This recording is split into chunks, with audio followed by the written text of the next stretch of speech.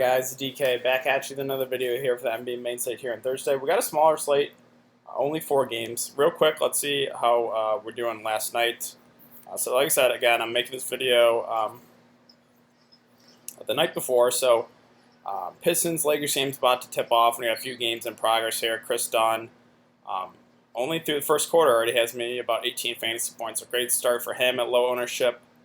Josh Jackson, if you could just stay out of foul trouble, man. And I think he's played 18 or 19 minutes, and he has 31 fantasy points.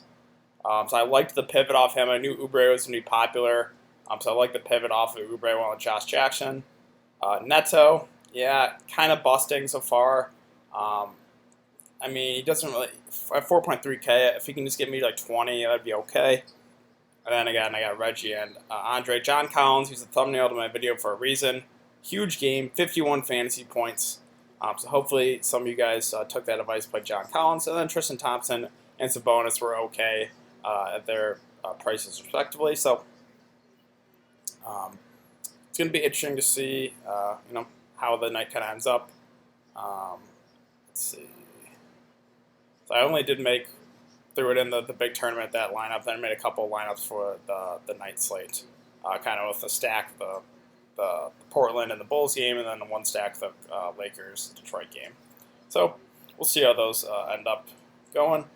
And yeah, let's look at the slate for tonight, for Thursday. So like I said, smaller slate, 4 games. Again, I'd probably only stick to GPPs. Four games is kind of like the fringe of being able to play cash games, but I still think it's a little too small to play cash. Okay, so let's start with point guard. And there's not a lot of stars to pay up for, so that's why I think Westbrook, even though some people might be afraid of the match with the Spurs. The Spurs have not been the same defensive team as they have been in the past, and Westbrook is probably going to be popular. And if you're playing cash games, so you gotta kind of play Westbrook at 11.3. He just has the highest floor out of anyone, so I think he's a pretty solid cash game with some upside and GPPs.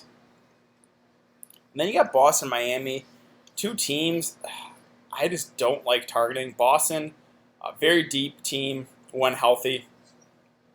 They run a pretty big rotation, deep rotation. And then you got Miami, who it's just going to roll with the hot hand no matter what, Eric Spoelstra, so it's just so hard to predict that. So a couple teams I don't really like seeing on the schedule. So Boston, Miami, both pretty solid defensive teams too. So for the most part, I'm kind of staying away from this game.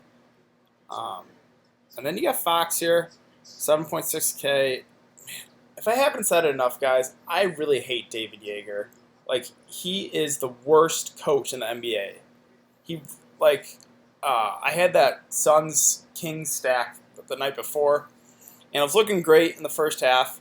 And then he just doesn't play Bielitsa. He plays him like a couple minutes in the second half, and then just doesn't close the Bogdanovich, limits Fox a lot. It was just super. Like, Dave Yeager is the woe. He left Costa Koufis, Yogi Ferrell, and Justin Jackson had to get their minutes. So don't even get me started at that.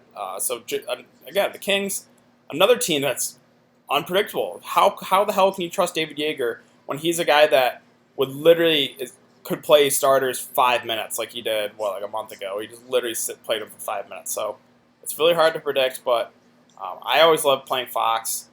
Favorable matchup here, Reggie Jackson, not the best defender, so I think he's doable at 7.6. And Jamal Murray. So I would have interest in him a lot more if Gary Harris misses, so we're going to have to kind of wait for news on that.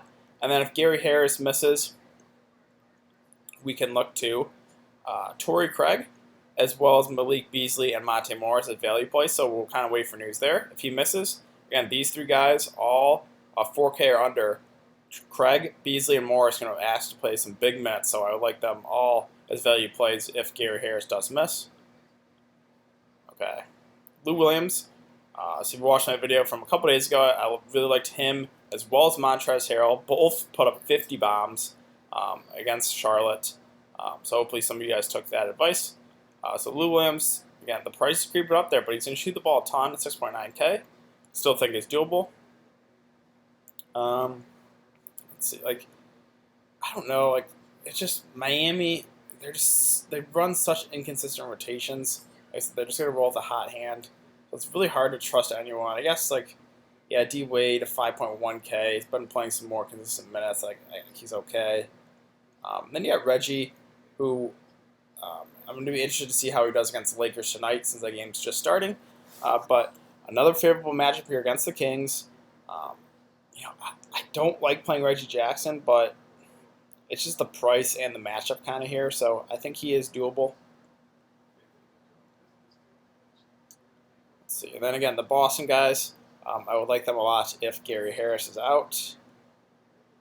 And the Clippers guards, besides Lou Williams, your guess is as good as mine with Pat Beverly, SGA, and Avery Bradley. Again, Doc Rivers kind of goes with the hot hand there, so I'm going to stay away from that. Then DeRozan, 8.3.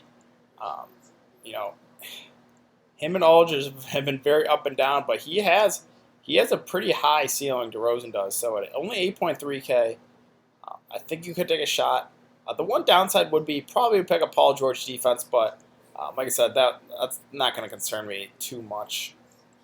Paul George is a good defender, but in the NBA, there's so much switching of pick and rolls and stuff like that where individual matchups almost don't really matter anymore.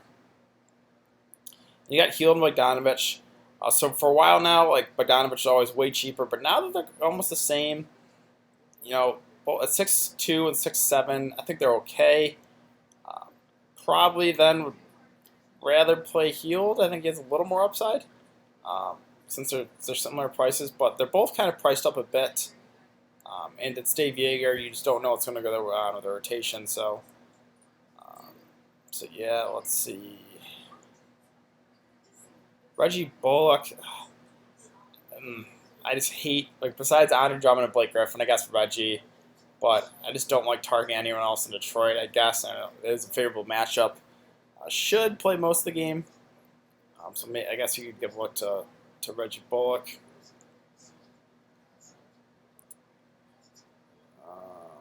And then, Yogi Ferrell. If Dave Yeager's gonna keep rolling with Yogi Ferrell out there a bunch, 3.3K is too cheap. So you don't know with Yeager. So let's move on to small forward. And again, Paul George. He just continues to go low owned every single night. Couple back to back, not really bad games, but a little off. 7 of 18, 9 of 24. Price did come to below 10K. So I think Paul George is doable. And you got Tobias and Gallinari, who, I think are priced about right. The thing is, it worries me. It's played at Denver, the altitude, but in a close game, both these guys should play 30-plus minutes. So I think they're pretty fair plays there. Let's see. Again, like the Boston-Miami game, it's just nothing really sticking out the page to me. With everyone healthy, I don't know. Maybe it's a mistake, but I really just don't see a whole lot I like in that game. Bielitsa, who knows? I play him. He gets 16 minutes after getting like 30-plus. Past 3. I did the 22, that was because Bagley was back, but then Bagley was out against Phoenix, so I thought for sure, be back to 30-plus minutes. Nope, 16 because it's David Yeager. All right, I'll stop talking about Dave Yeager. Last time, I really, really hate him. All right, so let's see. Justin Jackson. You don't know what's going to go on with the rotations, but 34, 27, 34 minutes. It seems like they want to give him some more minutes here. 4.1K. Normally this guy is not, not the best fantasy player. He's kind of staying in the corner, not do a whole lot, but he's been playing better the last few games, so I guess you could take a shot at 4.1K. Okay, power forward. So definitely, I think my favorite team is to target is Detroit, just because they have the best matchup here going against the Kings. So Blake Griffin, Andre. Two guys I normally don't target. I kind of said that in my last video too, but it's just a favorable matchup against the Lakers, and now they got a favorable matchup against the Kings. I guess the back-to-back would worry me a little bit, but they're just in such a good matchup that Blake and Andre are pretty appealing here. And MONTREZL, so again, if you watch my video from a couple days ago, I kind of called, Charlotte runs small ball, so this is a MONTREZL game. He's too cheap. I unfortunately didn't end up playing him. I kind of went with the Suns Kings stack in that route, but MONTREZL put up 50 fantasy points. But this game, Denver, they like running big. Jokic, Millsap. They got Mason Plumlee, Trey Lyles. So maybe it's not a MONTREZL. Maybe they run Gortat out there some more minutes. Maybe Boban gets some minutes. Again, MONTREZL, more of an undersized center. Maybe they could play him a little bit at the 4. You never know. But 6.5K, I think he's okay. Millsap, of course, when I played him against Houston, he got limited to 22 minutes, but then came back, played his normal 30 minutes. So he should, in a close game, play right around 30 minutes. 6.3K.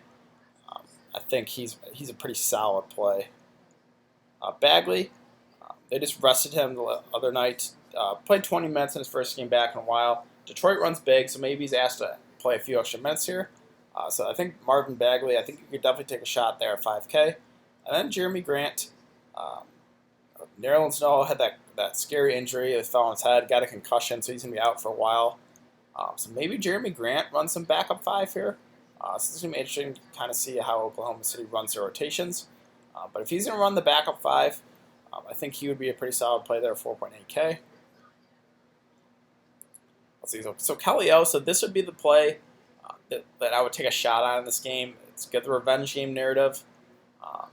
Like I said, Spoelstra has just been wacky with his rotations. He's going to ride the hot hand. But I think Kelly O's got some revenge in his mind. On a price of only 3.9K, I think he would probably be my favorite play in this game. Okay, let's move on to center.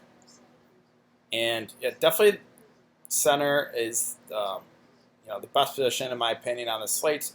Probably going to go the 2 center approach once again. It just seems like center is kind of the most upside here on the slate. So Jokic, I really like Jokic. I love targeting centers against the Clippers. Clippers one of the worst teams at defending centers. Jokic, I know the price up to 10.5K. Maybe that keeps the ownership down on him a bit.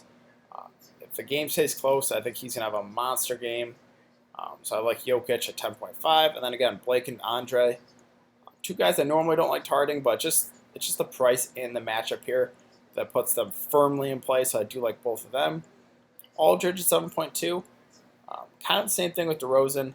It's been kind of up and down, but been playing some better basketball here of late. And 7.2K just seems too cheap for Aldridge. So I think Aldridge and DeRozan are both, again, 2 guys I don't normally play, but the price puts them in play. It's kind of the same thing with Blake and Andre. That I think about Aldridge and DeRozan. I think all 4 of those guys are solid plays. Whiteside. This guy has as much upside as anyone if he's going to play, right around 30 minutes. You just never know with Spoelstra. Boston does like running more small ball, so that kind of makes me feel like they're going to close the Bam Adebayo. But Whiteside, like I said, anytime he can take over a game every once in a while, he will have a crazy game. And at 6.8K, I think you could take a shot on Whiteside. Cauley-Stein, Detroit plays big, so he should be asked to play some big minutes. There is some foul trouble risks going against Andre and Blake Griffin. But if he can stay out of foul trouble, I think Willie Cauley-Stein should have a pretty solid game. Maybe like Gortat or Boban you could take a shot on because Denver likes playing big. So maybe you could take a shot on one of them. But yeah, I think that's about it. So really, there's not a whole lot sticking out the page for me on the slate. I do kind of like probably the 2 center approach. And yeah, I think I'm only going to stick to GPPs for this 4-game slate. So if you guys have been enjoying the content, please like this video, subscribe. If you have any questions, you can leave them in the comment section down below. So it's important to follow me on Twitter. I will throughout the day give my thoughts as news comes out. Also, really important to follow me on Twitter. And yeah, I'll be back for another video on Friday. So I'll see you guys then.